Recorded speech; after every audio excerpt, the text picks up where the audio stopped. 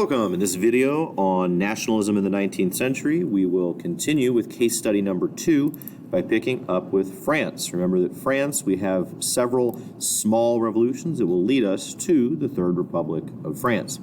We left off talking about the transition from King Charles X of the Bourbons to King Louis Philippe, the July monarch. But in 1848, as we said, when France sneezes, all Europe catches cold, is what Metternich said. In 1848, revolutions broke out all across Europe in many of the capitals and big cities. You can see just all across.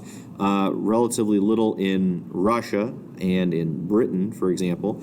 Russia, because they were so autocratic and they had kept revolution tightly controlled. And in Britain, or the UK, there was essentially little or no revolution because of the gradual reform. The people were generally less desperate. And remember, the Corn Laws had recently been repealed. So there were many different interests going on. There were nationalists. There were those in Italy and Germany who wanted to unite into a single nation state. There were those in Austria and other places who wanted to break away and form their own nation state. There were many working class issues. Industrialization had spread, and we talked about how while peasants tended to be very poor, it was a different kind of poverty, and the poverty of the urban poor brought up new issues and a lack of a support system, and many of the new working class and urban folks wanted certain government action, and they felt it had not been forthcoming. Freedom of the press was a major concern. Freedom of speech, freedom of the press. This was an era of high censorship and government-controlled censorship, and there were those that advocated for that. Republicanism, the idea of universal male suffrage, the idea of opening up voting more broadly to all adult men, was of major interest in the mid-1800s. On the other hand, there were actually nobles who wanted revolution and were advocating for revolution to weaken absolutism and sort of return to a pre-1700, pre-1600 period where the nobility had greater power. In the end, in France, yet again, it's yet another sort of a middle ground where the nephew of Napoleon, named Louis Napoleon, who is a Bonapartist, he actually is elected president. He's Prince President for a time and is known as Louis Napoleon. But as we sort of see in our diagram here, this is Louis Napoleon. He eventually holds a referendum, a plebiscite, to vote on whether to make him Emperor of the French. And yet again, out of that Napoleonic name recognition, he wins by a landslide and becomes Emperor Napoleon III of the French. And this is called the Second Empire. In France in the 1800s, you do want to know this. This will be reasonably heavily featured on the test. The difference of the political spectrum is quite different from the present day, and quite different in the United States. You got to remember it's a different country, different time period, and so the terms refer to different things. In the mid-1800s in France, the radicals are those that want a full-blown republic, a republican form of government, no king. They want universal male suffrage. Where does power lie? With Parliament. And they are often, sometimes, quite sympathetic or associated with socialism. The liberals. Liberals at this time are those that want power to rest in a parliament that is heavily dominated by the bourgeoisie. They want a king, yes, they don't want to get rid of the king because that would throw society into upheaval, but whose power is balanced with the parliament. They want suffrage, they want the right to vote, but they want it limited based on only a certain type of people, usually those with money or property. Where does parliament lie? Where does power lie? With parliament and with the king. The liberals are most often associated with free trade. They want to lower tariffs and full-blown capitalism, industrialization, globalization, and trade. That is the liberal position. Conservatives on the right have their power centered in the nobility, but many other groups, there were large minorities of many other social groups that supported them. They were the biggest supporters of the king, and they wanted the fewest changes.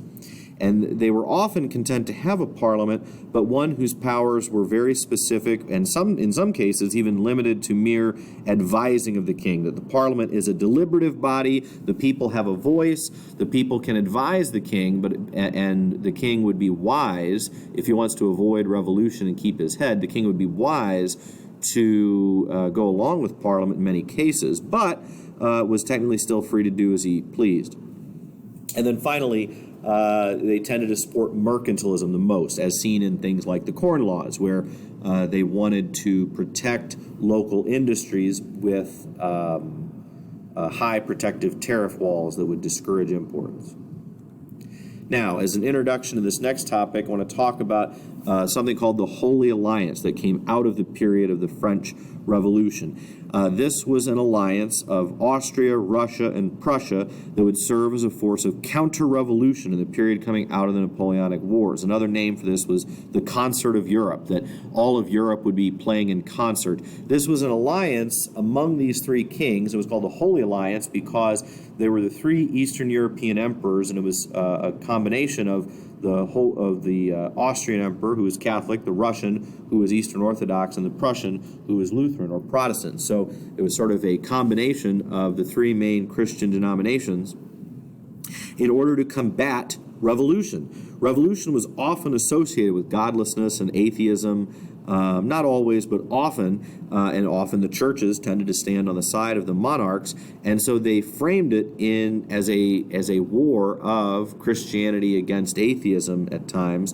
But more practically, this alliance centered on the idea that if a king's own people turned against him, the neighboring countries would intervene to help that king get back on the throne. And so they did get involved in many small revolutions, but often were simply a threat. There was even the threat that members of the Holy Alliance would intervene in Latin America or even the United States in trying to undo revolution wherever it could be found. And they were a predominant force in the middle part of the 1800s at deterring revolution and strikes and riots throughout Europe.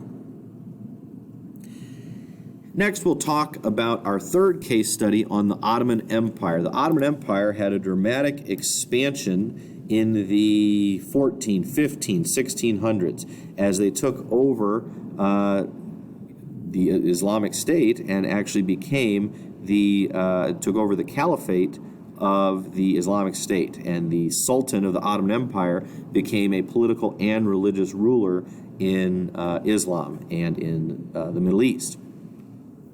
However, after a period of strong rule through the 1600s, already by the 1700s, the Ottoman Empire begins this long, slow decline, which in the 1800s is often called the Eastern Question. That question being, as the Ottoman Empire weakened and declined, it created a power vacuum. What was to become of some of these territories that the Ottomans were losing control of?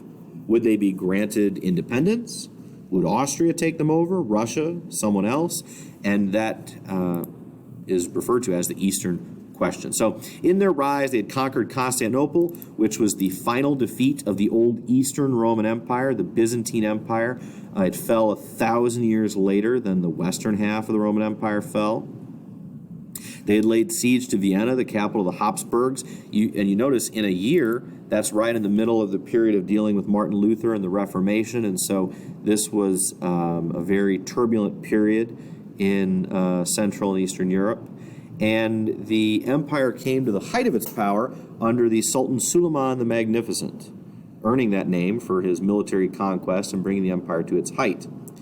But this Eastern Question, or the Ottoman slow decline, begins in this period. Again, you notice the 1500s. This is just after Columbus, as the Atlantic trade is cutting off the Turks, who actually had heavily profited as being the middlemen for trade from the East to Europe.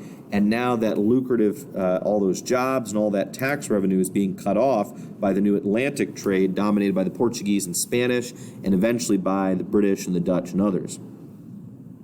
Another struggle the Ottomans had was their leadership. They had a culture of polygamy and a practice called the harem, where in the Sultan's court he would take multiple wives and many mistresses and had many slave women, and would even intermarry with the slave women, and would therefore have these large families with multiple wives and multiple sons, and it was a lot less clear who the next sultan would be, and so you had this culture of assassination. We saw this in the late days of the Roman Empire, where often the next ruler would be whoever murdered the previous ruler. And that's a very tricky way to run a country, and it leads to much instability and mistrust within a government. You see him giving away extraterritorial rights to other countries. There were other European countries that, when trading with the Ottomans, disagreed with their laws and traditions and cultures, and so they allowed them to create these foreign zones where, say, French law would apply or British law would apply, rather than demanding that their laws be followed, and rather than reforming their laws to be more in line with their neighbors. They simply created these special zones where foreign law would apply instead of local law. And essentially this slow decline, they don't fall, and revolution doesn't rock the whole empire, but it does create a power vacuum, particularly in the Balkans. As you see, in this Balkan area, the creation of first Greece in around 1830, but then later in the 1800s, Bulgaria and Romania, and eventually Bosnia and Macedonia and all these other Balkan territories. This here is the Balkan Peninsula, begins breaking away and fighting small wars of revolution, and they're being successful against the Ottomans. Of central importance to Russia is the control of the Crimean Peninsula and the Bosporus Strait. The Russians cement control of the Crimean Peninsula and set up their main naval base here in the Crimean War in the 1830s, which I'll talk about next time. But they also, central is the control of the city of Constantinople and the Bosporus Straits, which, again, this being Russia's chief seaports, they would love to control the straits and therefore have access to the Mediterranean and to the world, and control over that leads to permanent hostility between the Ottomans and Russia. As a way to kind of keep Russia down, many of the other powers, such as France and Britain, actually appreciate the fact that the Ottomans control Constantinople and control the Straits as a way to keep Russia down. But this power vacuum in the Balkans is of key importance leading up to the nationalism and the nationalist wars that lead to World War I. We will next time talk about Russia. Thanks for watching.